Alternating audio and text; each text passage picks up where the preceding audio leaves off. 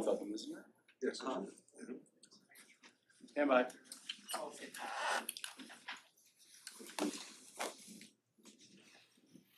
everybody good? Thanks, Sheriff. You all good?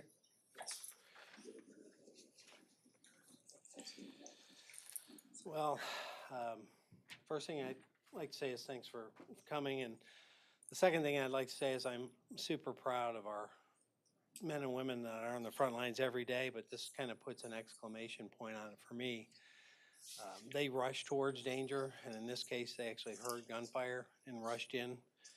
I was talking to another person here. Back in the old days, you hear a gunshot, lots of times you contain. We don't contain, and we haven't contained for a long time. We rush in and listen for stimulus, meaning screams or gunfire, and that's what happened in this case. They heard the gunshot, they heard the screams, they immediately went in. There were two kids on the very first floor they encountered. They shepherded the two kids out of the house, and they did an amazing job. So I'll back up and give you some of the details on this. What happened was it came in as a 911 call. It was very disjointed because it was a juvenile that was trying to make the phone call who's not from that residence and didn't know the address. And the call got disconnected more than once. Again, kudos to our first responders, our dispatchers that were super calm and tried to elicit information from the young lady to get help on the way as fast as possible. So our dispatchers did a great job too. So the call was dispatched at 8:33 as possible shots fired and trouble in a home. Deputies arrived on scene at 8:37. As I said, they immediately entered. They shepherded child immediately out the door, and you can tell from the background noise that there's screaming going on and a lot of chaos. They hear the upstairs screaming. They begin to move up a stair, and they are confronted by an individual who at that moment was on top of his wife, striking her. There was a struggle going on with her, and he stood up. They confronted him. They told him to drop everything. He refused the orders, and our officers engaged him, and he was shot. So when the individual first arrived, it was clear, in my opinion, based on everything I saw at the scene, that he came there with murderous intent. He didn't park anywhere near the home, parked on a different street, came through backyards, had purchased gloves, the receipt for which was in his car. He was wearing gloves, and then smashed his way into the home with a crowbar. In the home, right by that plate glass window that he smashed, this window, the wife of the person that broke out the window, the mother-in-law and the father-in-law of our perpetrator, and the 1-year-old baby in the arms of the mother were on the couch in that room 10 feet from that window when the attack began. Obviously, panic ensued. The father of the wife, and it is his and his wife's home. That's the father and mother of the woman that he had come to shoot, and the father-in-law, if you will, of the perpetrator. So when the perpetrator began to break in the door, the suspect immediately tracked on the father. The father ran into his bedroom. It appears like he was headed to get a weapon to defend himself and his family. The perpetrator pursued him into the bedroom and shot him dead. The mother-in-law of the perpetrator followed the suspect into the bedroom or was preceding him. We don't obviously know those facts, but she was also shot in that bedroom. The perpetrator then came out. The wife of the perpetrator, the daughter of the two now that have already been shot, grabbed the 1-year-old that was still in her arms and ran upstairs. Obviously, there was still a child upstairs on the couch at the time. I think I forgot to mention that there was an 8-year-old cousin on the couch too. So she ran upstairs with the baby, and the 8-year-old cousin's the one that was encountered at the door that our deputies immediately got out of the house, our caller. So she's upstairs, and to her credit, she's struggled with him as he entered the bedroom. She grabbed onto him. He had a firearm, and tussle ensued. At that point, during the tussle, a round was discharged. She was shot. We still haven't determined if more shots were fired in that tussle. From being on scene, it looks like he may have taken a round in the leg. We don't know if it was from deputies. We don't know if it was from that struggle, and there was rounds discharged. It's still a chaotic scene at that point. And right about that point is when deputies heard the gunfire and the struggle, started up the stairs, and he came out of the room and confronted them.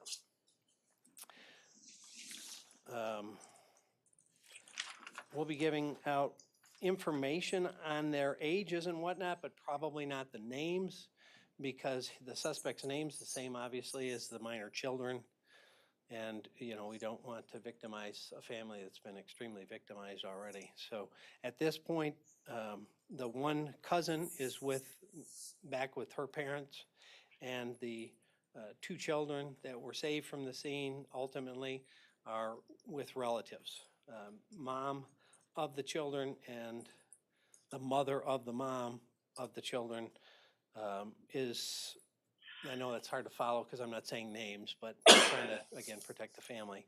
So both mom and daughter, if you will, and the daughter married to the perpetrator, are in an area hospital. Backstop and background on them, there had been apparently ongoing disputes between the daughter and her husband. They lived in Dearborn Heights, and there had been calls to their house for family troubles. About 2 weeks ago, she reported her handgun stolen, and that handgun was one of the handguns he had brought to the scene. The situation on him, he has a criminal history, 1999 felonious assault, drug conviction on premise location, cocaine sale, felony firearm, cocaine distribution, etc. So he was a felon, not allowed to possess, own, or carry a firearm, but obviously none of that mattered to him given his murderous intent. The calls so far we've been able to track down as it relates to Dearborn Heights, as I said, is domestics, disorderly, family trouble, and kind of a sundry of those kinds of calls. Again, super proud of our folks going immediately in that door and going to the chaos. And they did what they had to do, and I think people are alive today because of it.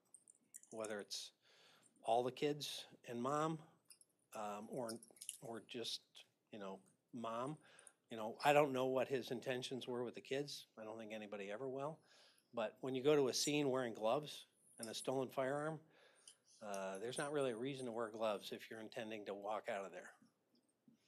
So that's my kind of intuitive nature on that, but I'll probably never know what his ultimate intent was, whether he was going to flee after he killed everyone in the house or try to kidnap the kids or what the deal was. But mom had asked for a divorce, had originally moved in with her sister, and then about 2 days ago moved to mom and dad's house because it was a more suitable setting for her and her kids, and that's where he came. Questions? I noticed that there was a license plate missing from the white SUV that I presumed was his. Did he take that license plate off to hide his identity? I'm not exactly sure on that, whether we took it for evidence and didn't want other people grabbing the plates or what the situation was. I don't even know which car. I know they said it was on a different block when I was actually in the home where the whole incident happened. I didn't go look at the car. The conditions of, I'll call her grandma and mom. I know at least one was going into surgery. We hope and pray that they'll both survive. It appears that they will, but you never know. Obviously, there can be complications. And how many kids were in the home? There Two were or 3 three? children in the home. One was 4, one was 1, and one was 8. And the 1 and 4-year-old belonged to mom and the suspect. Correct. Okay. Can you elaborate on the 911 call? You said it was a juvenile not at the residence and. No, it was a juvenile, but they remember they don't live there, So meaning. so they don't know the address. The call come from the 8-year-old who was there? Yes, The cousin. correct. Say about those actions. I mean, an 8-year-old being able to even kind of give you guys a message of what was going on. You know, super good in terms of her attempt to try to communicate the information. She didn't know it. You know, she was obviously in the midst of chaos and was saying, "What's the address? What's the address?" Well, you know, obviously she's not getting an answer back because craziness is going on. And I guess that's a moment where I'll take a second to plug what we've been pushing in Washington for years, is we have to upgrade our 911 systems. You know, the price tag is probably somewhere $18 to $20 billion for the country. And had that system been in place, it would have been precise, you know, exactly where she was standing. And so the enhanced 911 would have given us that robust information. Everybody's got a cell phone, and you know exactly where you are, and so does a cell phone, and so does your friends on Find Your Friends or whatever apps you have. Our dispatch doesn't know exactly where you are, doesn't know spatially. So if you're having a heart attack and you're on the 5th floor, we may get, you know, you're in a big building, but we don't know how high you are or what part of the building. Enhanced 911 would have remedied all of that.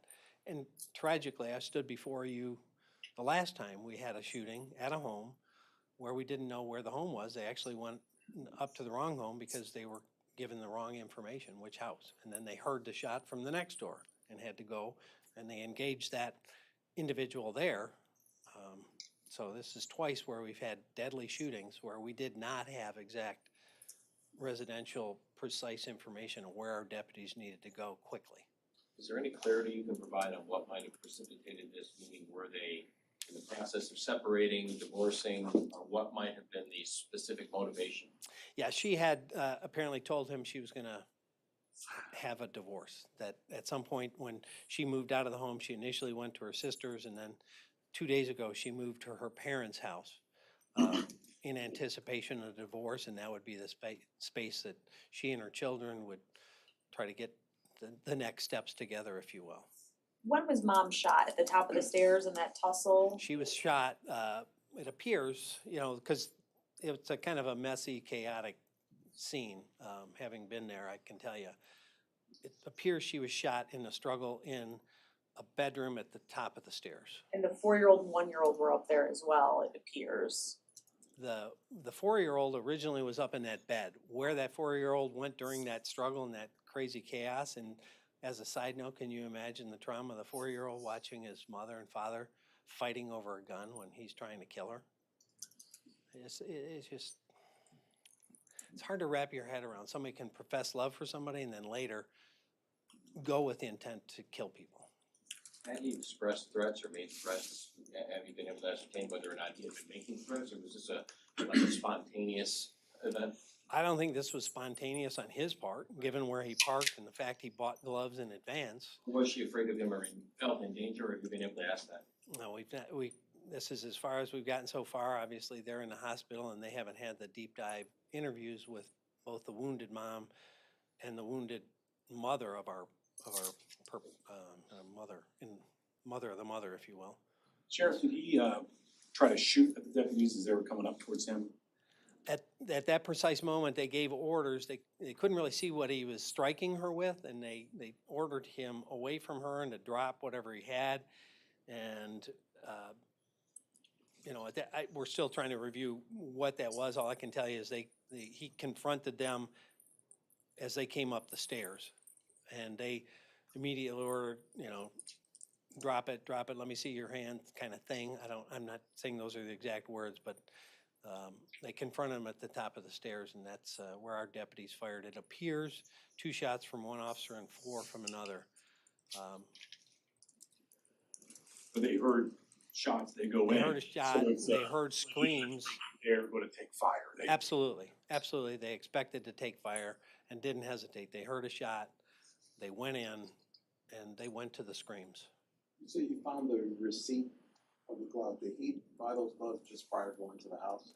I don't know the date on it, but it, as I said, the one investigator on scene brought that to my attention when I looked at the deceased perpetrator. He had brand-new tactical gloves on. How many weapons on him? I don't know all of that yet. They're still processing the scene. When I was there, he was still face down, so I don't know if he had anything else on him, around him that I couldn't see. They hadn't moved him. You mentioned the ages of the children, an 8-year-old cousin and a 4 and a 1-year-old. Are you able to share ages now with, of the suspect as well as the other adults involved? Yeah, we're gonna, We'll do that after. well, we're gonna hand that out to you. It's got the ages of, Steve, do you have that handy? Do. Do you just hand me one? I can tell him verbally, and then we'll hand it out to you. Thank you.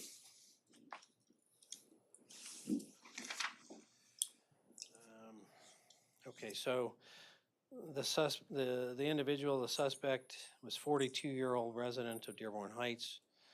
Our victim, the father-in-law, he was 69, the mother-in-law is 70, and the wife is 37. Yep. Other questions? So to clarify, and I think you said this already, but just trying to clarify, the 4-year-old was upstairs in bed Initially, when this happened, and then mom might have been running up to get thinking that that little I've one. got one other child I need to protect and somehow get away from this, and so, but going up the stairs, obviously, she had trapped herself. Did she happen to have a protective order against the person? We don't know any of that. I asked that question myself, but we don't know, because that would have been a Wayne County or a Dearborn thing. We heard from a neighbor that the grandpa, I suppose, was a veteran. Have you learned anything else about him that you'd like to share? Just my praise. I mean, that's a dad being a dad, right? He's going to defend his daughter and he dies doing it. I'm told he was a Marine veteran, he was 69. So, you know, if you gotta go out defending your kids. Can you elaborate on the cousin again? I know you addressed it earlier, but now that it's becoming a little more clear, I mean, she apparently sees this going on and knows enough to call 911 and lives saved could be to her credit, yes. Yeah, absolutely. I mean, the family was amazing because as I said, if you look at that picture, the couch is 10, 15 feet away. It's not far. So he started smashing that window. Dad went to get the gun, you know, to try to defend the family. Mom scooped up the 1-year-old and, you know, ran and said, you know, come with me to the 8-year-old, I presume. You know, they were running because she wasn't in the front living room, the 8-year-old anymore. And then when he rounded the corner, apparently, because there was a struggle, obviously if she had just cowered in the corner, he'd have shot her, in my opinion. So I think, you know, at some point there was some kind of interaction or she just made a decision or what happened there. We're still investigating and working through that. But she struggled with him and was shot. But the 8-year-old makes the call to 911 on her own and then gets disconnected and calls back? Or I don't, yeah, she did make the call on her own. I don't know if she was instructed to, you know, you could hear at different points, you know, 911 or call 911. And so maybe somebody was screaming it, maybe that was mom. That's still kind of a work in progress. But it was, how did the deputies get there? How did dispatchers direct them to that unit? I think after a period of time, they were able to elicit an address. So they went to that address as fast as they could. And as I said, they were actually dispatched at 8:33, arrived at 8:37, and as soon as they got there, they went in the front door upon hearing a gunshot. They didn't hesitate. How many deputies were involved in shooting the perpetrator, and what's the situation with that? There were 2 deputies that were on the, it looks like he was at the top of the stairs at the moment where this kind of all played out, and one was below on the stairs coming up. It's hard to imagine, but imagine, if you will, there's a kind of a landing that projects out into the hallway. So you come in the front door and the stairs are here, and they were going up the stairs, but you couldn't really see what was on the landing, but down this landing, on this side was a bedroom. So they could hear screaming, and they knew it was up there, so they started up the stairs. I think one got up to the top or on the top of the landing, and the other one was somewhere about halfway, because first he got the child that he saw out the door, and then he followed in. And he was about halfway up the stairs, and that's when the gunman came out, refused their orders, and was engaged. And so, at least, as I said, it appears as if 2 shots from one deputy and 4 from another. Where those went and how many times the suspect was struck, that's gonna be very much a work in progress. And forgive circling back to the 911 call, but for clarity, was she disconnected once and there were 2 attempts or 2 I calls? believe she disconnected twice. So 3 times in essence, she had called 911. We were calling her back. So once she called, we had a number and they captured it and our dispatchers were calling back. And they called back twice. I believe so. Anybody know that answer to that? I'm pretty sure we can try to You confirm lose that. both. Again, we're still trying to gather tapes and 911 stuff and do all that. We're super early into this. Thank you. Thanks, Sheriff. Is that it? Just as a standard procedure, Michigan State Police does a review of everything that happened. No, it depends on agencies. Large agencies typically they have internal affairs. And that's what, so to your question, we have a bifurcated process. We have our internal investigation, or SIU if you will, that's doing the officer involved shooting portion, and then we have the substation that's doing the domestic and the other kinds of questions if you will, but obviously there'll be no prosecution. So we always have a bifurcated process. And then ultimately, that the whole thing will be reviewed, at the end. Thank you. Sure. Okay.